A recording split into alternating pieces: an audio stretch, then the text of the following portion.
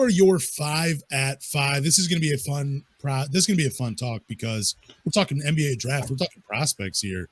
Do you want to list our 5 or do you want to go 1-to-1? Like I'll mention my first and you mention your first, or how do you want to do this? I'll let you go first. Okay. You can list your top 5 guys that you would consider at drafting at 5th overall, and then I'll give you my 5. All right. So number 1 for me is Jarris Walker. I love Jarris Walker for his defensive versatility. I even love the potential of his offensive game. Again, this isn't going to be a guy that comes in and be your number 1. He's probably going to be your number 3, number 4, depending on how you use Duren offensively. But man, but really what I'm looking at is the defensive versatility, a guy that can go 1 through 5, maybe not guard points or maybe not guard 1s, 2s, and 3s full time in the NBA, but make things uncomfortable for them. He's also a guy that's strong enough where he could play a little small ball 5 for you. But then also offensively, I think he shot 36% in college from 3. So good number around there, something you could build on. I could be wrong about that percentage. I'm going off of memory. I might be confusing him with another prospect, but he also gives you that space you want offensively to give driving lanes to Cade and Jaden Ivey. Number 2 at 5, I have Taylor Hendricks. Again, pretty much for the same reasons I have Jarris Walker, defensive versatility. This is a guy that can help you as a help side defender. He can guard one, and he has the athletic ability to switch. He's not the shot creator, and he's not really going to beat you off the dribble, but I don't really need that from him. I'm not drafting him to be the franchise guy. I'm drafting him to be a franchise role player with the rest of these guys. He's a guy that's going to create space. I know some people have question marks about how he finishes at the rim and his rebounding numbers. Dude, I mean, he was averaging 7 in college, but he played away from the rim. So the numbers are going to be a little different. But also when I have Duren eating on the boards, I don't need a guy to come be my top rebounder. I already have my top rebounder. I just need a guy to help with everything else, and that's what you get with Taylor Hendricks. And with my next guy at number 3, him and Taylor Hendricks, they can be interchangeable. Even with my 4th guy, like my 2, 3, and 4, you could really put them in any order. They're that close for me. But number 3 is Cam Whitmore, just because he gives you so much athletic ability at that 3 spot, which is something we don't have. And if the Pistons want to get out and run, that's a guy you want running on the wing. And he's only 18 years old. That is a huge plus. The only cons to his game he has tunnel vision, really loves to go left, and he really just doesn't pass the ball that much. He had really low assist numbers, and I read an article, thanks to Reddit, that was comparing him to guys like Keegan Murray, and it's kind of funny or in Lauri Markkanen, that was another guy they threw in there. But those guys, they were there to space the floor and be scorers. They weren't really looking to create for other people. So, like, even Keegan Murray was a 3-and-D guy. I thought it was an odd comparison. Those are the things that worry me about Cam Whitmore, but there is a lot to love with that kid. I mean, he is going to be, I think, really he could end up potentially being the steal of the draft because in college, there's not a ton of spacing. He's going to get a lot more space in the NBA to create and attack the rim and finish. So, yeah, Cam Whitmore, like I said, he could be at my 2 spot. That's how close I have him with Taylor Hendricks. But at number 4, I'm going Anthony Black just because I watched Josh Giddey, Jalen Williams, and Shai Gilgeous-Alexander make it work in Oklahoma City. And I think there's a small chance that it could work the same way with Anthony Black, Jaden Ivey, and Cade Cunningham. I really think they could get it. Just depends on how Cade and Jaden Ivey play off the ball. I think Anthony Black has the highest floor of any player. He's going to be a solid guy. Even if he doesn't reach his ceiling, he's still going to – you could think of him as like, he could be a Josh Giddey or even a Kyle Anderson. If he's a Kyle Anderson, yeah, it kind of sucks that you're drafting him at 5, but that's still a solid player, that can help you win. Look what he did for every team he's been on. So, yeah, Anthony Black, he would be my 4th. And then, I have Asur Thompson at number 5, just because great athletic player. He is 20 years old. He's essentially coming out of high school himself. But he has a better jump shot than his brother. He's a jumbo guard. He can play 1 through 3, good defensive player. There's a lot to love to his game, but he just has a lot of question marks for me because he's coming from a league where, yeah, they're talented players, but they're kids.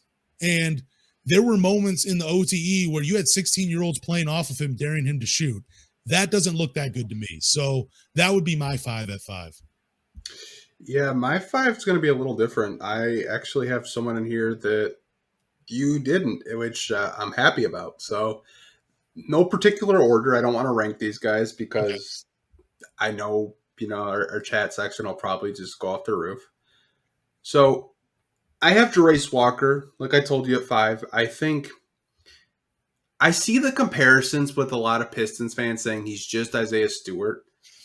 I I, hate I just I think when Pistons fans look at Jerace Walker, they see the haircut, they see the shooting motion, and like he's an Isaiah Stewart. I want fans to look at his high school tape. If you watch him in high school, this guy can pass. Yeah. Like he's a good passer. He didn't really get to show it too much at Houston, but I think why I would like him is his defensive versatility. He's quick enough to stay in front of guards. He can switch with the 3 and 4s, and his rim protection I absolutely love on the help side. I love him at five. He just seems like a Troy Weaver guy. He seems like a Detroit Piston, just a good kid. 6'8", 240. He's already built. I think the only concern you really have with him is can that jump shot be consistent?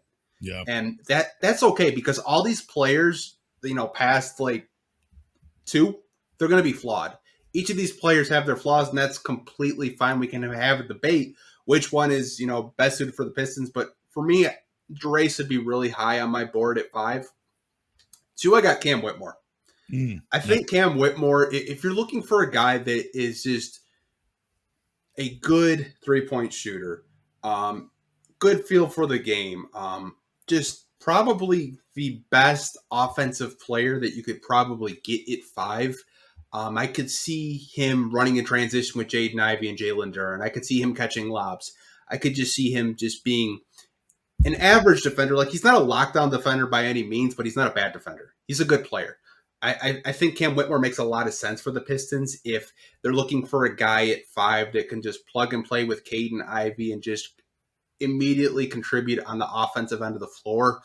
I feel like if you value offense more, you'd probably go with Whitmore, but he's a good choice to me. The only thing I have concerns with Whitmore is his processing in terms of sometimes he'll make a play or try to make a pass and the play's just not there and it just turns into a bad turnover.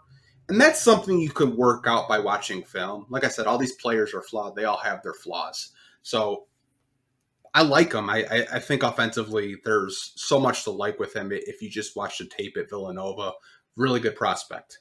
Number three, I got your guy Taylor Hendricks. Nice. I think Taylor Hendricks, a lot of Pistons fans, I see like the very knowledgeable Pistons fans mention Taylor Hendricks, and I can understand why. He's just a guy that if he hits his ceiling, watch out. Because there's so much there to like with the kid. Like Jerace Walker, he's got good size to him. He can hit that 3-point shot.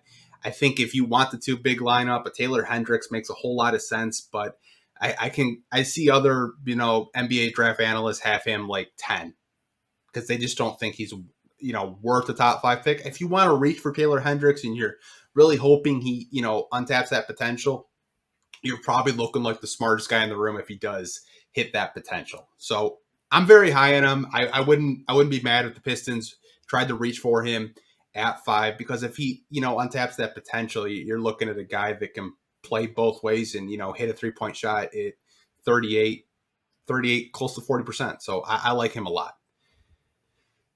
Number 4, I have Grady Dick. Ooh, I had a feeling he was going to be there. Not at 4, but I felt like he was going to be in your top 5 when you mentioned you had a surprise name. Yeah. For me, there's just so much I like about his game. I think offensively, I'm very intrigued because not to say that we were a bad offensive team, but like our number 1 and number 2 options were Bojan and Jaden Ivey. I think, Grady Dick playing the 3, he could really help this team score the basketball. And I just like the way he can get to his spots and just, hit that 3-point shot. Now, taking him at 5, you're probably thinking I'm a crazy person. I've been called a crazy person in the past, but more often than not, I'm right. I just like him a lot. I think there's a lot there to like if you're a Piston fan. I encourage Pistons fans to go watch the tape on him. There's a lot to like with his game. And my last but not least, I do have to mention Anthony Black. Now, I'm not as high on Anthony Black as some Pistons fans on Twitter, like yourself. I see Wes all the time rave. I swear, I see one Anthony Black tweet from him a day. I swear. He just put his flag in the Anthony Black camp, and I can see why. I think he's closer to a Justice Winslow than he is a Josh Giddey.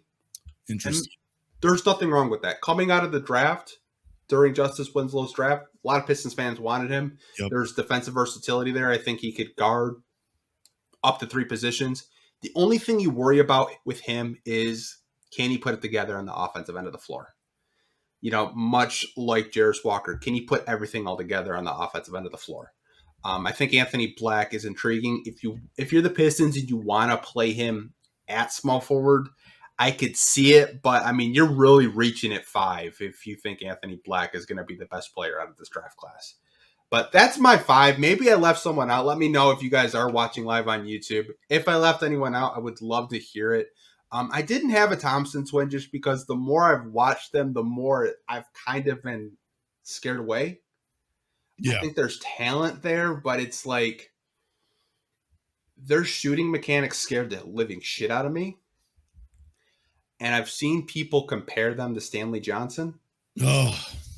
And the shooting motion's similar, but I don't think they'll be as bad as Stanley Johnson. It's just with them, I don't know how good the competition is in the Overtime Elite League. I would have rather see them go to the G League, because if they played in the G League and they were putting up numbers like that, maybe you could talk me into it. But like the more I watch them, it's just like, yeah, like Amin makes some crazy passes that you just can't teach.